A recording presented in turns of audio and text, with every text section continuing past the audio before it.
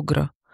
وليه ممكن مستأجر يروح يعمل إنذار عرض أجرة في المحكمة؟ في البداية خليني أوضح لحضراتكم إن العلاقة ما بين المالك والمستأجر هي مش محتاجة تروح للمحكمة. من أول ما المالك عرض شقته للإيجار، ومن أول لما المستأجر جه ووافق إنه يأجر الشقة دي، توافق هنا في الإرادتين، راحوا كتبوا عقد إيجار، كتبوا فيها الشروط والبنود والحقوق والواجبات والضمانات كلها، ومدة الإيجار قد إيه، وسعر الأجرة، واتفقوا على كل حاجة.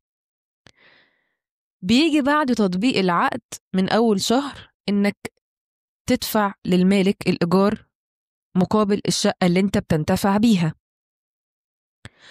فلحد هنا الموضوع رضائي ومفوش أي خلافات.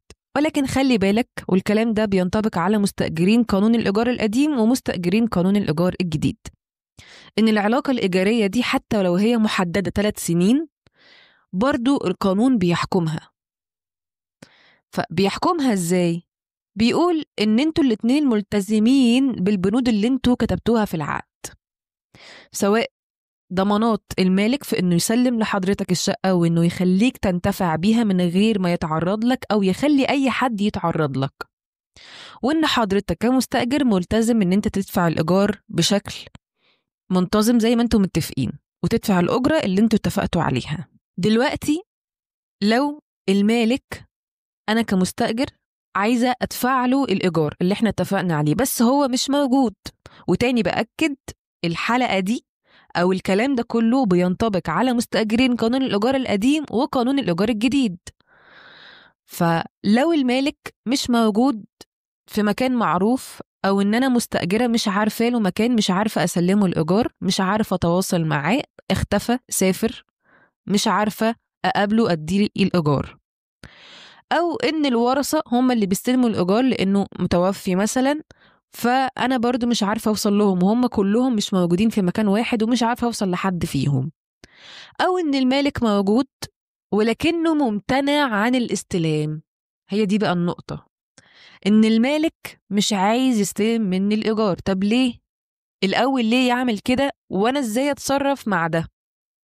ليه المالك ممكن يعمل كده؟ لأن زي ما قلت لحضرتك القانون نص على حالات معينة لو توفرت في علاقة الإيجار ما بين المالك والمستأجر بيحق للمالك إنه يروح للمحكمة ويرفع دعوى طرد على المستأجر. من الحالات دي وهي حالة عدم سداد الأجرة. لو المستأجر ما دفعش الإيجار حتى ولو لمدة شهر واحد، المالك فورا ممكن يروح للمحكمة ويعمل إيه؟ ويعمل دعوى طرد ويطرد حضرتك قبل انتهاء الفترة اللي انتم متفقين عليها. مع ان وجائز جدا ان انت كمستأجر انت اصلا عايز تدفع الإيجار ولكنه هو اللي ممتنع. فازاي تتصرف مع الموضوع ده؟ نقولها بصيغة تانية. لو المالك امتنع عن استلام الإيجار، المستأجر يعمل ايه؟ هل مفروض انه ما يعملش اي حاجة ويفضل قاعد او يحوش الأجرة معاه شهر على شهر على شهر، ولما المالك يظهر او يوافق انه يستلم الإيجار ابقى اسلمهم له؟ ولا المفروض المستأجر انه يعمل اي اجراء علشان يكون وضعه القانوني صحيح وآمن من الطرد اللي ممكن المالك يعمله؟ ازاي؟ حضرتك لو المالك امتنع عن استلام الإيجار، هو مش بيمتنع من باب الامتناع، هو بيمتنع لأنه بيخطط أنه يطرد حضرتك من الشقة قبل انتهاء الأجرة. وتخلي بالك كويس قوي من الكلام ده. ليه؟ لأنه ممكن يكون بعد ما اتفقتوا على الفترة الإيجارية 3 سنين أو 5 سنين، يجي يغير رأيه في السنة اللي انت فيها ويحب يشغل دماغه ويروح لمحامي فيقول له انت ممكن ما تستلمش منه الإيجار لمدة شهر واحد حتى ما تستلمش منه الإيجار، وبعدها دعوى طرد لعدم سداد الأجرة. فالمالك فعلا بيطبق الكلام ده ويجي يمتنع عن استلام الأجرة علشان يوصل حضرتك إنه يبين شكلك قدام القانون والمحكمة إن أنت ممتنع عن دفع الإيجار، ودي عكس الحقيقة. أنت عايز تدفع الإيجار ولكنه هو اللي ممتنع. فالقانون بيدي لحضرتك الحل لو الحالة دي موجودة، فإنك تروح للمحكمة الواقع في دائرتها مقر الشقة وتعمل إنذار اسمه إنذار عرض أجرة.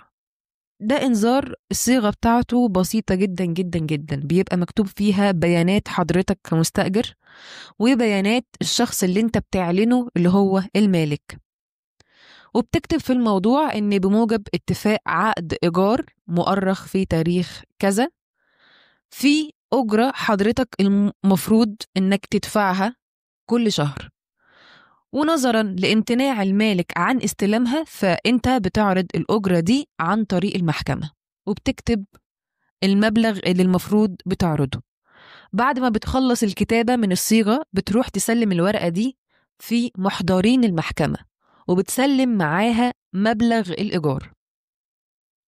ايه اللي بيحصل بعد كده؟ محضرين المحكمة أو محضر المحكمة بيستلم من حضرتك الأجرة وبينزل يعرضها للمالك في العنوان اللي انت كتبته.